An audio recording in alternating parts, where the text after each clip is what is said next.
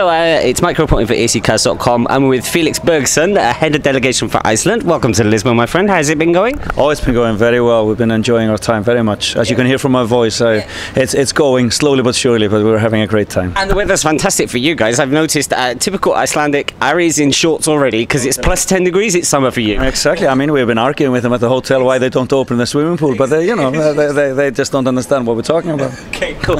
Okay, so coming on to your selection process, talk me through that. You've had a national final for the last few years now. Do you plan on keeping that? How is that put together? Who's behind the ideas? Where the songs come from? That sort of thing. Yeah, well, I mean, we do a selection process. We actually open up to songs at a certain point, and we get usually around 200 or over 200 songs sent in.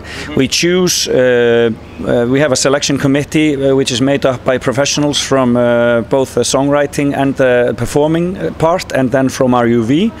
They choose 24 songs, and then 12 that they want like an A list, and then another 12 for a B list.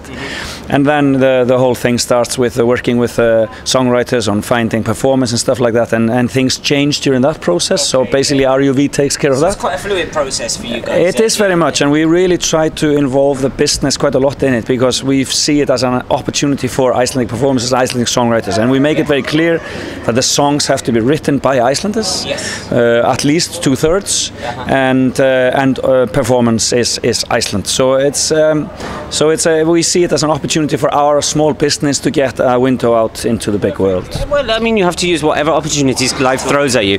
Okay, so coming on to the promotional parties, what's your attitude towards them? Do you think they are useful in the end result?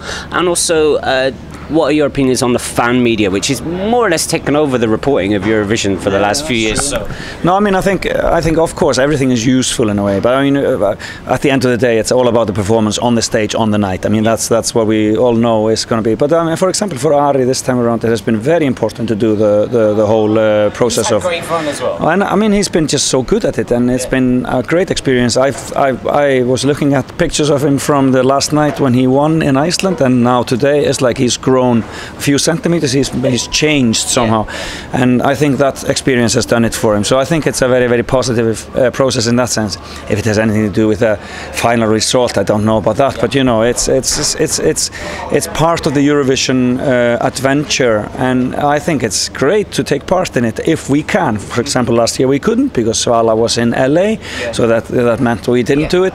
Maybe that would have changed something, because we really believe that song should have made it through to the final. But you know, we don't know. It's actually a great song, actually. So it's kind of my favourite song last year. So, but the fan media also is very, very important. And I mean, you know, people in a way kind of talk about it as not real media. It is definitely real media, and it is the way the world is run now. I mean, this is social media is where things are happening. So the fan media is really, I think, in a way, Eurovision was a step ahead of everybody else in that sense, because this was happening here before it was happening elsewhere. And now you see these kind of websites coming up all over the place for kind of other stuff, not Eurovision. So I think, it's real media, and it's important. Does the delegation take on board any constructive, I use that word, criticism that the fan media may come up with before you arrive in the host city, or do you just take it with a pinch of salt?